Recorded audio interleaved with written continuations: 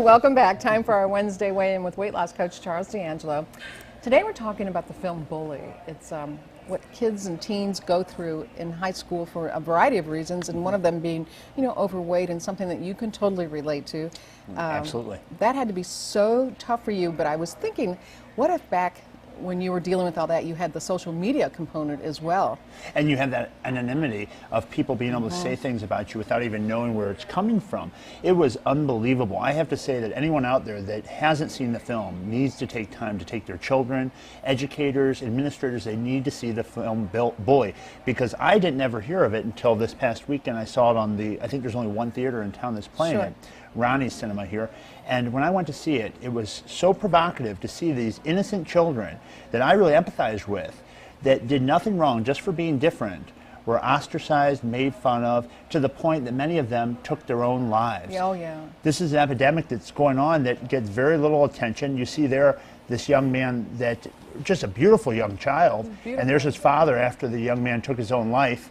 Oh. This is a tragic thing that's going on in our nation, and one that people need to stand up for, and not only at the administration level, but at the peer level. Absolutely. When children see these things going on, you need to stand up for those people that are being made fun of. Did you ever have anyone stand up for you? Now, you weighed, what, 360 pounds by the time I was a teenager, and this happens much before that. This happens as early as grade school. Oh, yeah. Because I went to a Catholic grade school where you would think that your faith and Christianity, everything would have a role, which it does on some level, but children don't like different.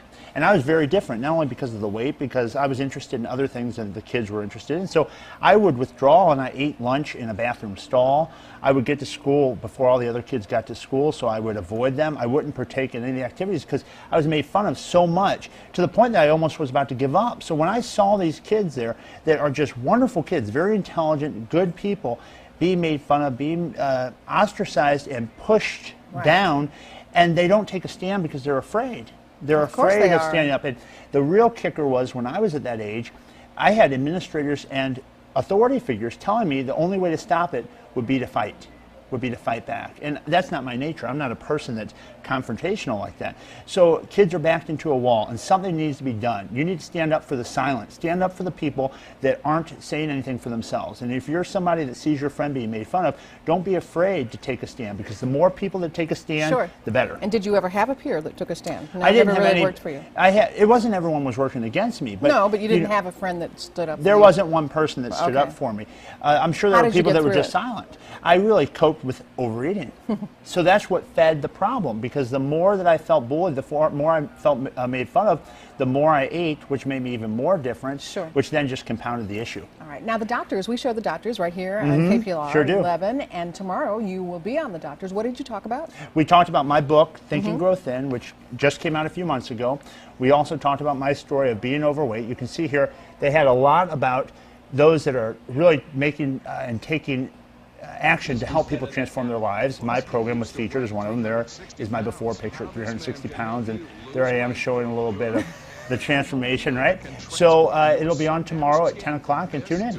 Okay, great. So Charles will be on our network show, The Doctors, and it airs right here on KPLR 11. Thanks, Charles. My pleasure. All right, see you again next week. More information on the web at kplr11.com. We've had you in to learn how to fly. It's a lot easier thanks to new technology.